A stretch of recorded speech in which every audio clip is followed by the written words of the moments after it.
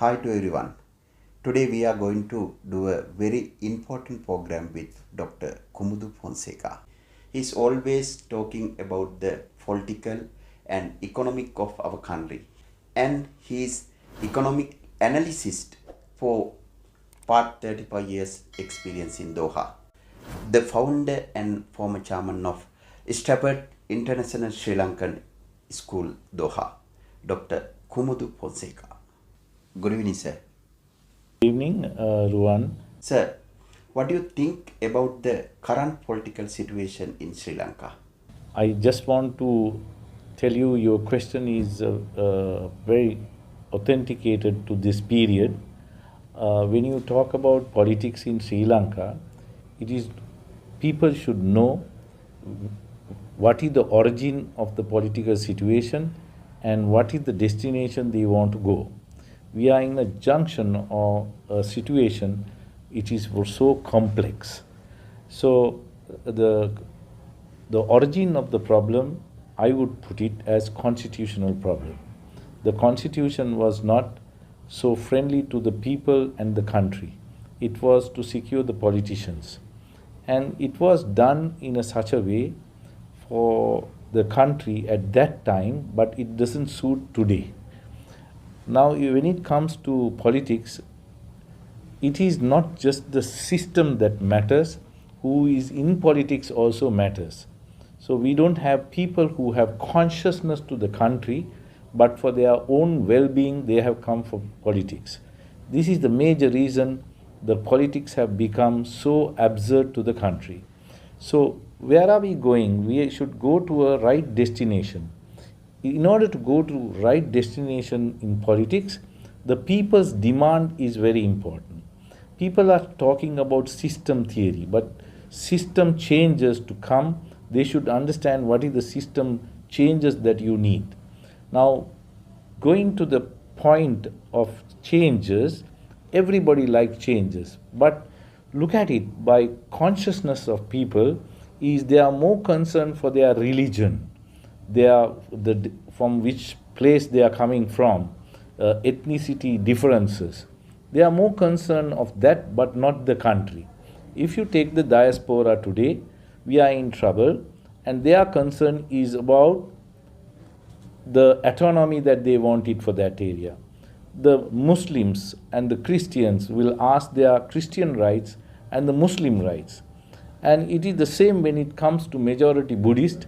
They think somebody else is coming to rob their rights. So they are talking more about that than having a team of people getting together to build the country. In order to build the country together, we should look at more about our similarities. We are equalities. So then it will be much better, political platform will be built for politicians to do. That is the beginning. And we should draft the constitution in the benefit of people, not for the political agenda for politicians. This is the necessity. Now look at it. In the recent time, they manipulate the constitution for their benefit, for them to stay in power. And what they did was also nepotism, party politics, building new parties to build fundraising, and also they left many gaps for corruption. In that gaps, the freedom for the election commissioner was curtailed. The commissioner, then the auditor generals, it was curtailed. COP, they were always not respecting the results.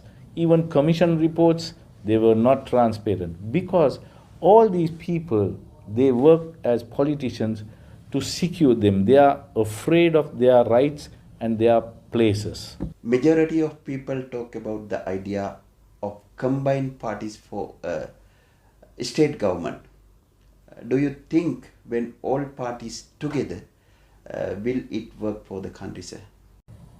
Again, the same way you have to see the origins of these political parties.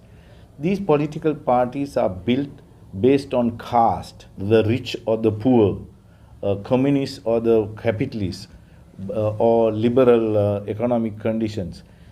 All these theories are there, but we must focus ourselves to the country before anything, but they are not. Now, the present scenario that the president and the parliament is concerned is to have joint effort. How can they join when they don't have any common stance? It is a friendly zoo. The parliament is a friendly zoo. They are friends. They are zoo. They are animals, political animals. They cannot unite themselves.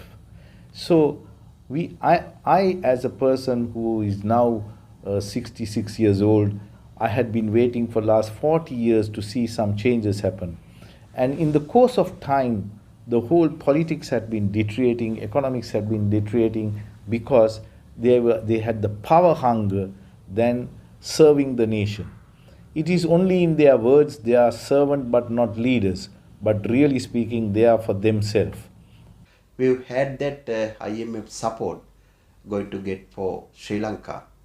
Do you think that it will help for the country? If you take this IMF or any other funds coming from other countries as well as institutions abroad, they are all coming with certain agendas. Behind those organizations, there is a international political agenda. This we must accept. And when we also have our own political agendas, it doesn't fit together. Our objective is to take the funds and share among minority, which is the politicians. It is not to share for the state necessities. Today there is no plan in our country. Take the first economic plan that we had in 1972. When it came to 1974, it was a 5-year plan. Parliament itself said this book is available for sale in Gunasena for 5 rupees. The plan is worth 5 rupees as a education based program, but not practical. This is what is happening. Each time they come and do a budget for the people, that budget is not correct. If you take it today, the present one, 10% of the budget is allocated for defense and administration. Now, any country to succeed, Japan and Germany after the Second World War succeeded because they didn't spend on military, but they spent on the state. We should invest more money on old age people and young age, healthcare system and education. Education is the key to progress a country. See, they destroy the education system. They destroy and the present president from 1980s, he had his hand in education. He always used the education not only to destroy it in the way that they want the rich people to have a rich education system, not for the poor, majority poor. They slowly took the education system out of the poor, but they could not manage it even then. See the international education system. There is no control over the system, and millions of money we are losing in education, and plus this education money is going abroad, and they are jobless. They are returning back to the country jobless. Most of the people who have come abroad, their saving is invested on education of their children outside the country. This money would have been good for our country. Foreign exchange, we could build easily 1 billion with the education that we spend abroad for our children. So we have to export our education, not export our children. During the past few months, due to the struggles and picketing, the former president was removed. According to your idea, was it a good change, sir? What do you think about it? In the country, the poverty level was coming worse and worse every day. And also education system was deteriorating. And the old age people, their life is becoming miserable. And all of a sudden, this problem came up because of COVID. If COVID did not come, we will not know our country have taken so much of debt, and people have robbed the thieves have robbed our nation. Because of this effect of COVID, it came up. It was good to come up than getting late. When we know that our debt is much higher than what we can pay, it's good to know early so that we can take precautions. That is why we invited even IMF to come. We tried with China. China, not only we took loans, we even lease our best properties to them. At the same time, we became so dependent internationally in politics with them. It is the same with India. We have become a dependent country to India. Now, in order to get out from the situation of debt only, we are doing this. But again, whoever is coming, they are putting their conditions. So, because we saw, the general public saw, not only the country economically depleting, at the same time, we became a dependent state. They came to the street to tell, it's enough is enough. You all should vacate from the parliament and give the new people to come into politics.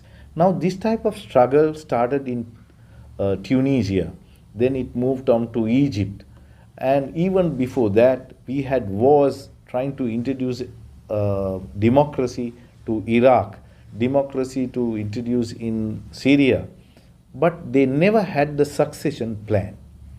They wanted only to oust somebody, but they did not know who is going to take over. It happened the same in Sri Lanka. Definitely these people, just not only the president, and the present president and his clan is responsible for all this. These are more, I would put it in spiritual context, they are devils, they are not animals even. They have this idea of destroying the place by force, but not with any support of anybody other than their military. This is called the fascist system of working. And the people coming to the roads, they proved one thing, oh gentlemen, the people's minds and the unity is much stronger than even the devils and their forces. So we manage only to take the president out, but complete system have to be corrected. But how is the way? It needs a special forum to sit, and temporary I am giving you a solution, one simple solution. That is, we can ask Saras Fonseka and the military, including Savinda Silva, to take over the country with the election commissioner for next 3 months and call an election. So military have to take over in order to have a peaceful and election. They will say this is undemocratic. When the democratic system fail, military is the only option. But we don't want military to rule the country. We want military to come forward to secure the democracy of the country. Military have to secure the democracy of the country. It is a shame to say military is used against the majority people. Normally military is for the majority of the people. And this is the solution that I see urgently to be taken. My final question is privatizing, sir. When majority of government institutions get privatized, what will happen to the country? Do you think this is an effective method, sir? I'll take the transport first as an example. In the past, in 1956, they nationalized the transport. Then it was never a nationalization. The politician did a fake operation. They compensated heavily to the bus owners, and they took to the government. And then in 1970s, again we privatized the transport. Now we want it again the state to do it.